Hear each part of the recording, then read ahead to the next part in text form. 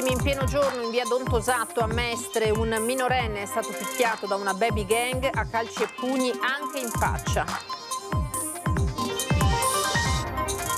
Lotta all'abuso di alcol a Jesolo, ritirate 3 patenti, comminate 10 sanzioni, il sindaco De Zotti, la nostra attenzione è massima per garantire la sicurezza.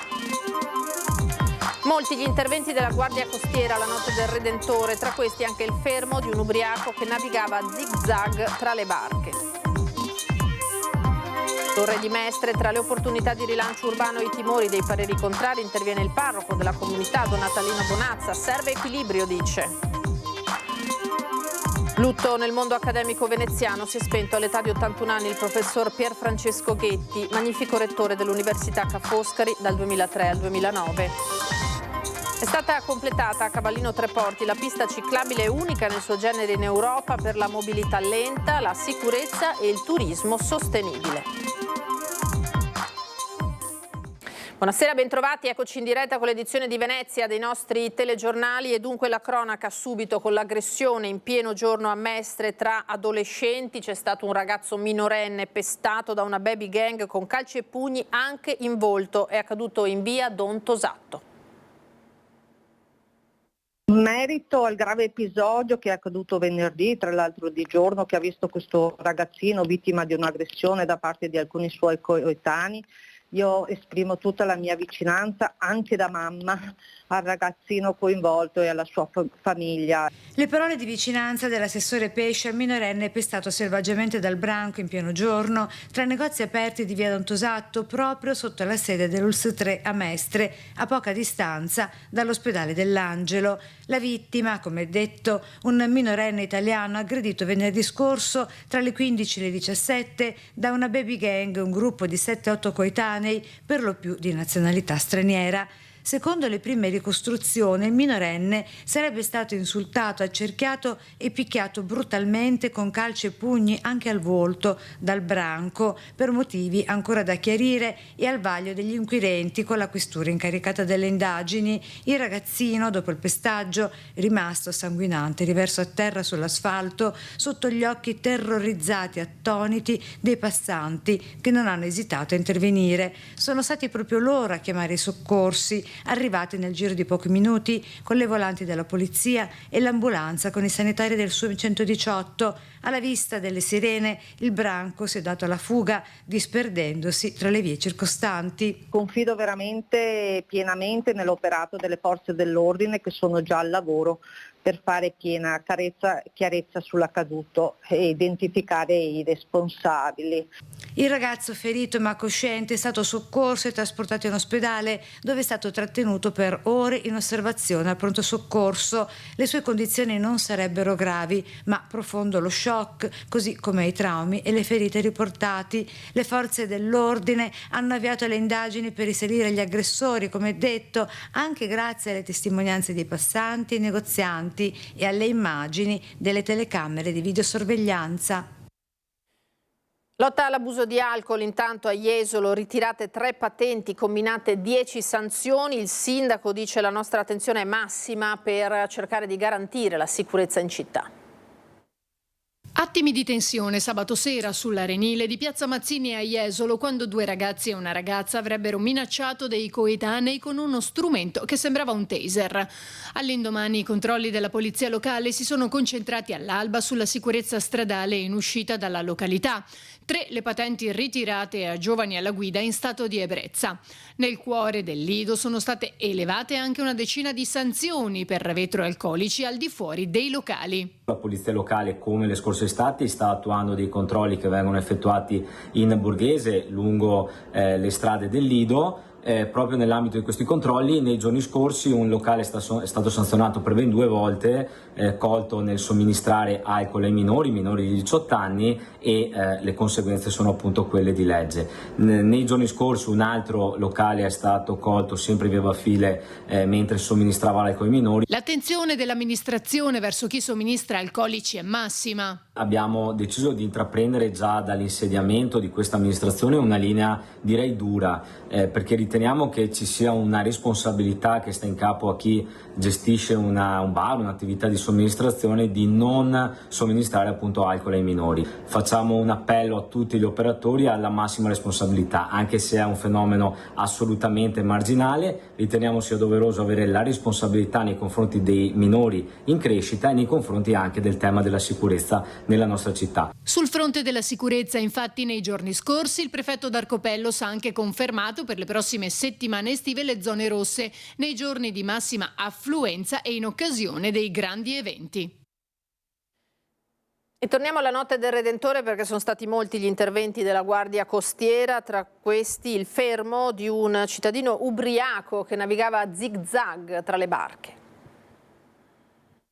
Schieramento speciale la notte del Redentore per prevenire disastri e incidenti, soprattutto in acqua. 11 persone sono state tratte in salvo su un catamarano in difficoltà a causa di un principio di incendio e in attesa dei fuochi del Redentore il battello della Guardia Costiera ha raggiunto un cabinato che navigava pericolosamente tra le barche. Poco dopo i militari hanno portato via il conducente, che era in evidente stato di alterazione. Dopo aver fatto scendere tutti, l'hanno accompagnato all'ospedale per sottoporsi all'alcol test. Anche durante la fase di rientro, al termine dei fuochi, verso le 2, la motovedetta della Capitaneria di Porto è stata dirottata lungo il canale Santo Spirito all'isola di Poveglia per il soccorso a un natante di 7 metri che stava affondando con 9 persone a bordo. L'operazione di salvataggio è avvenuta insieme ai sommozzatori dei vigili del fuoco. Una volta arrivata, la motovedetta ha portato a bordo i naufraghi, tutti in buono stato di salute, e li ha trasbordati su un'altra barca della Capitaneria di Chioggia. I vigili del fuoco hanno recuperato il mezzo e le operazioni sono andate avanti anche la domenica. La Guardia Costiera ha monitorato comunque tutte le fasi del deflusso di barche dal bacino San Marco, permettendo un rientro in sicurezza alle oltre 4.000 imbarcazioni presenti alla festa. Tra i compiti principali il controllo e il contrasto al moto ondoso.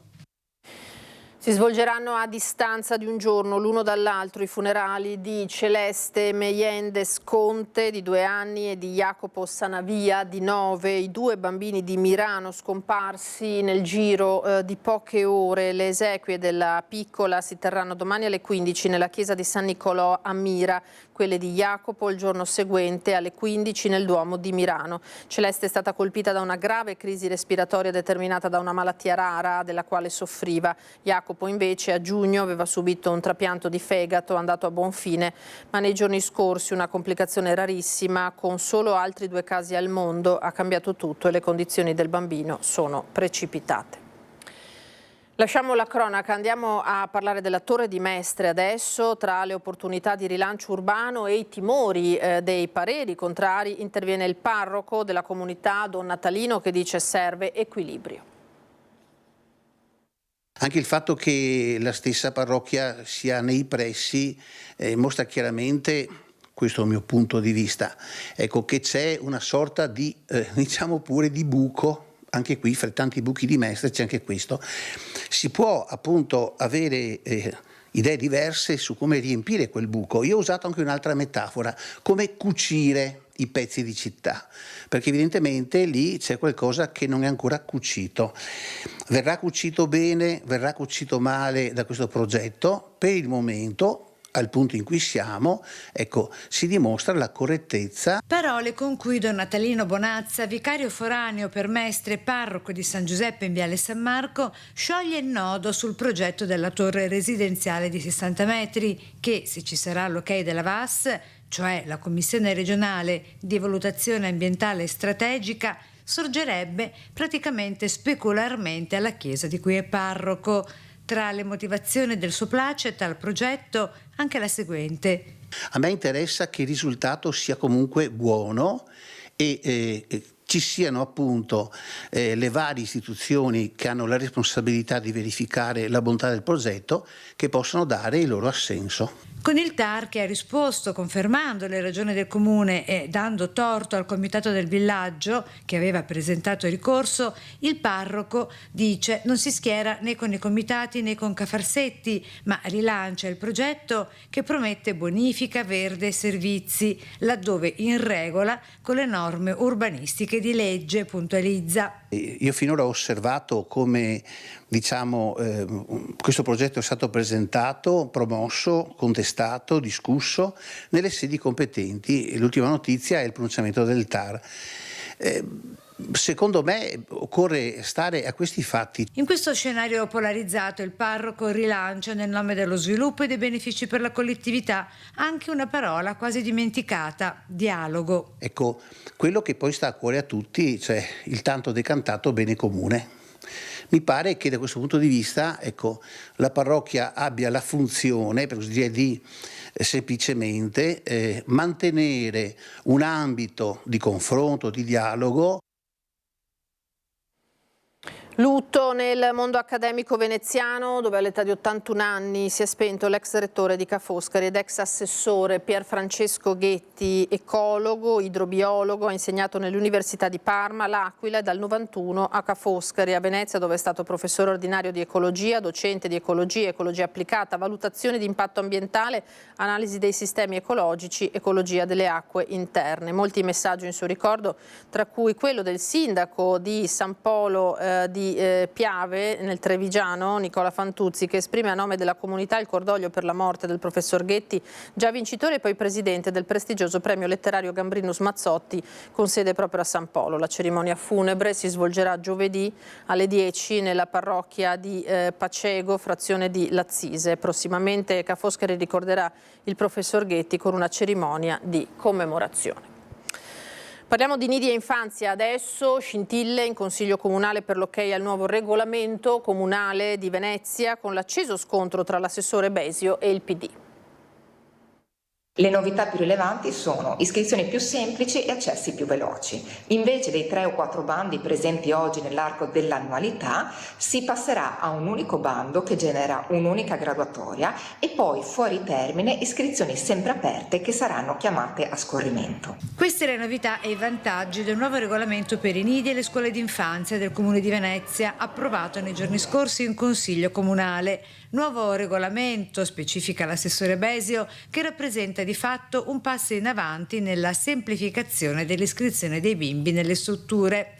Ma sul provvedimento si accende la polemica proprio tra l'assessore all'istruzione Laura Besio e i consiglieri del Partito Democratico Monica Sambo e Paolo Ticozzi, i quali denunciano la mancata motivazione ai pareri contrari dell'opposizione espressi dalla Giunta sugli emendamenti presentati in commissione, parlando di atteggiamento inqualificabile da parte dell'amministrazione comunale. Chiariamo alle famiglie che alcuni consiglieri come Sambo e Ticozzi stanno allarmando con disinformazione e stucchevole strumentalizzazione dei bambini, che disabilità e casi sociali in capo al Comune di Venezia hanno priorità sul regolamento su tutto e su tutti. Solo che per far vedere quanto loro sono bravi e noi cattivi hanno presentato un centinaio di casistiche secondo loro meritevoli da valorizzare, un punto per chi ha il nonno fuori Italia, un punto per chi ha un genitore in carcere, un punto per chi ha un caso sociale che non è del Comune di Venezia,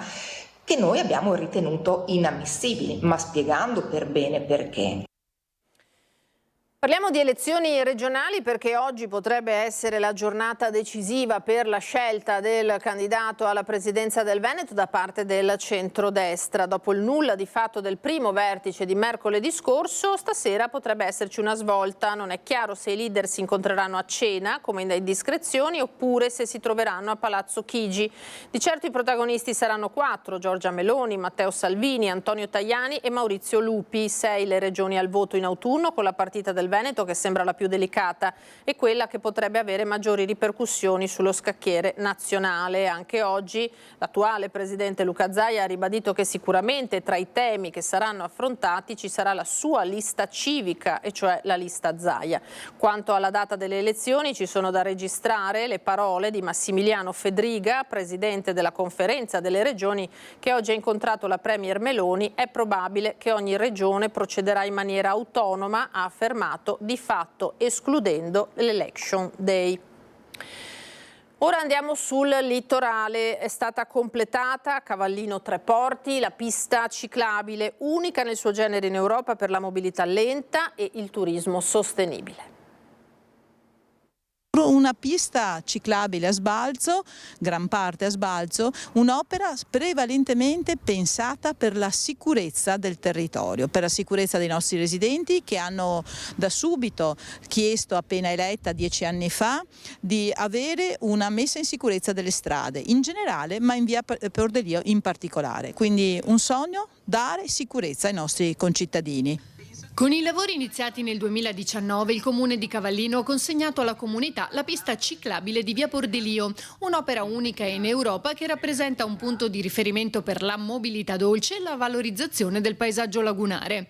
L'opera assume anche un ruolo fondamentale nella messa in sicurezza della viabilità, togliendo definitivamente le biciclette dalla carreggiata. Anche quest'anno è stato riconosciuto dalla FIAB un importante riconoscimento che attesta quindi la volontà di Cavallino Treporti di essere importante dal punto di vista della ciclabilità, cioè dal punto di vista del movimento lento e sostenibile che dà la possibilità di conoscere e di vivere un territorio. L'investimento complessivo ha superato i 20 milioni di euro, di cui circa 13 sostenuti dal Comune di Cavallino e quasi 7 dal Provveditorato Interregionale alle Opere Pubbliche. Gli interventi non finiscono, abbiamo proprio adesso in progetto un tratto della fognatura di lungomare Dante Alighieri, abbiamo gli interventi di compensazione ambientale relativi al piano Europa del sistema Mose. Faremo anche, dopo la chiusura estiva, anche la chiesetta in fondo a Punta Sabbioni. Emozione tra i presenti anche per la partecipazione all'inaugurazione dell'ex ciclista professionista Alessandro Ballan, vincitore del Giro delle Fiandre 2007 e campione del mondo su strada 2008, che ha espresso stupore e ammirazione per l'opera. È tutto, grazie per essere stati con noi. Vi ricordo tra poco le previsioni del tempo, a seguire l'edizione di Treviso. Arrivederci.